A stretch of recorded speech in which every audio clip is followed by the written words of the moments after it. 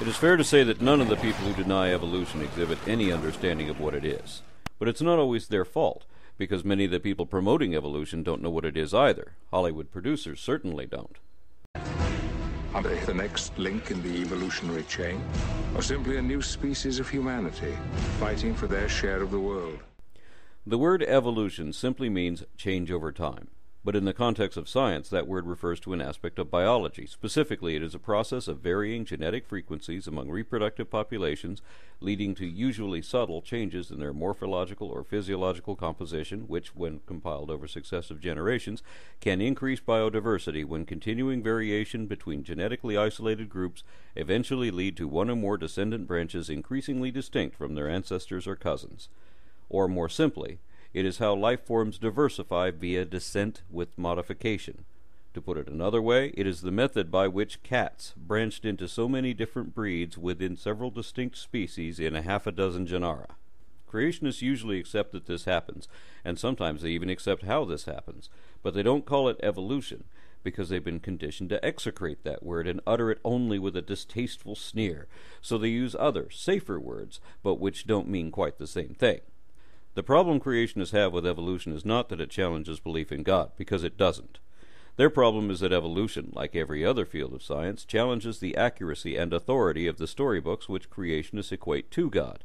Consequently, they tend to reject science almost entirely, and will often take all of the sciences they perceive as threatening and lump them all together under one heading, which they then refer to as evolutionism. It's an attempt to minimize the sheer volume of sciences allied against them. This is also part of their intentionally erected illusion of equality, a false dichotomy that if their legendary folklore isn't the absolute authority being both literally and completely true, then God couldn't create or even exist any other way. Sometimes they'll say that if it wasn't that way, or if they couldn't believe that it was, then they'd all go mad and do terrible things to people just for the fun of it, as if causing people to suffer would be fun. It's a desperate and destitute delusion that if their legends aren't right, then nothing is right. So they insist that for evolution to be true at all, it must utterly replace God and account for everything they attribute to God.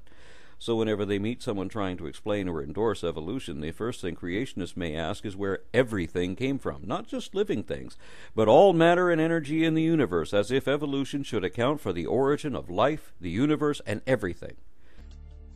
Both defendants and many of the leading proponents of intelligent design make a bedrock assumption which is utterly false. Their presupposition is that evolutionary theory is antithetical to a belief in the existence of a supreme being and to religion in general. To be sure, Darwin's theory of evolution is imperfect.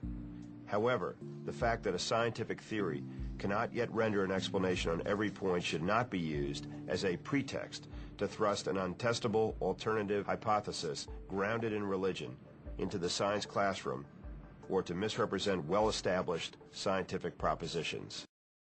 Creationists do deliberately misrepresent evolution many different ways in all of their arguments. Even when they know better, they still say that evolution necessarily requires the godless origin of life from inorganic matter. But it doesn't mean that, and never did. For one thing, all the building blocks of life were already organic long before the first organism, before anything could be considered alive. We've even detected vast amounts of organic matter in deep space. But creationists claim space evolved too, and that the Big Bang is part of the same evolutionary process as that which leads to new species on Earth.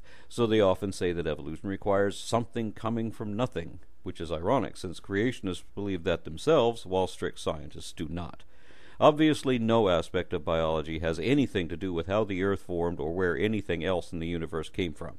It really doesn't matter how the cosmos came to be. It could be a steady state or a cyclic series of Big Bang and Big Crunch contractions or a one-time eruption from a string theorist's dimensional rift. It could even be magically conjured by the gods of creation. Or it could be some other method used by a more reasonable version of God. However the universe originated, it does not relate at all to how life evolved. Creationists habitually misdefine their terms and commonly insist that evolution means life from non-life. But of course that's not right either. Evolution explains how life diversifies, not how it began. Since evolution at every level is by definition limited to the variation of allele frequencies inherited over generations of living organisms, then it obviously can't operate where no genomes yet exist. The evolutionary process starts with genetics and can't start before it. So how the first genes came about may seem similar to evolution and may even involve a form of natural selection in some way, but it is in fact a very different chemical process called abiogenesis. Creationists also misrepresent hypotheses on the origin of life. They will use any parody they can to link it to evolution and make both sound ridiculous, and that isn't surprising considering how ridiculous their own position is. The most common fib they use here is to point to the complexity of any single eukaryotic cell and question how that could have poofed into being in its current state as if by magic from a rock or from mud. They often say that the evolutionist explanation for the origin of life is spontaneous generation, where already complex organisms somehow pop out of organic sludge fully formed. But of course, the scientific perspective is nothing like that. It's a surprisingly intricate multi-stage sequence. Creationists obviously have no appreciation for how solid all our combined forensic sciences are, be it genetic orthologs confirming ancestral phylogenies which were once only indicated morphologically by determining derived synapomorphies, or whether it is the several different kinds of radioactive decay rates which cross-confirm each other to produce the same consistent results once any variables are accounted for. Creationists often cite the laws of thermodynamics as if they could somehow apply to the diversification of life on Earth. They don't. Lord Kelvin, the scientist who discovered those laws, was a creationist himself. He was definitely opposed to evolution. But even he said that thermodynamics demands that the Earth would still have to be on the order of 20 to 40 million years old at least, even if the bowels of the world didn't continue to heat themselves radioactively, which of course they do, and that pushes the age back much further. But whether creationists accept any amount of proof against them or not, the fact is that everything we know about physics demands that the Earth be billions of years old. And according to every ounce of paleontological evidence anyone has ever dug up, there is every indication that the further back in time you look, the simpler and more similar things appear to be, until there are only single cells, and prior to that there is no evident life of any kind at all. There were no primates 100 million years ago, and no mammals 200 million years ago, and no land animals at all 400 million years ago. 600 million years ago there weren't any fish or even bugs yet. We've never found any trace fossils for macroscopic life forms prior to 700 million years ago, but we have oodles of bacterial microfossils covering another 2.8 billion years prior to the first multicellular anythings we've ever found a trace of. The only possible conclusion we can draw from all that is that life was only microscopic and microbial for the first 80% of the history of life on this planet. Add to this the fact that organic molecules form naturally in all sorts of environments, and we know from the Urey-Miller experiment and from other discoveries that even the nucleotides required for genetic structure also form naturally even in the hostile environments we should expect of the prebiotic Earth. We also know through repeatable experiments how these can combine in the right common medium into polynucleotides and so on. Even Christian biologists admit that at its most basic, life is simply chemistry, and living tissues conform completely to those guidelines. The elements which form basic cell structures, for example, create a phospholipid bilayer automatically upon contact with water due to their combined polarity. Even the function of enzymes and transport vesicles and other minuscule but critical elements within a cell all conform to the functions of chemistry. Consequently, there are a number of competing concepts to explain exactly how the first replicative polymers led to the next stage, known as hypercycles, and then on to still more advanced stages before they qualify as life.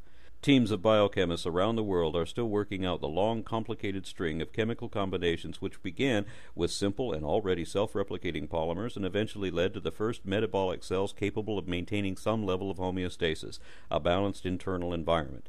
That is the definition of life.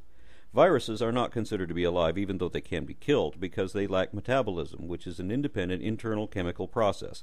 Protobionts, which biochemists propose, would be quasi-biotic cells very similar to viruses. But whether we're talking about fully living cells or not quite yet living cells, they are both driven by the natural functions of enzymes, chemical reactions, and molecular polarity. If there is any other aspect to life, science has yet to detect it, and if there is a supernatural component to life, science will never be able to detect it. Abiogenesis has a decent amount of evidence behind it, but nowhere near as much as evolution does. So far, we still don't know which, if any, of the explanations posed for the origin of life is the most accurate one. But if there's one thing the wisdom of the ages has taught us, it is that simply not yet knowing the real explanation is no reason to go and blame anything on magic.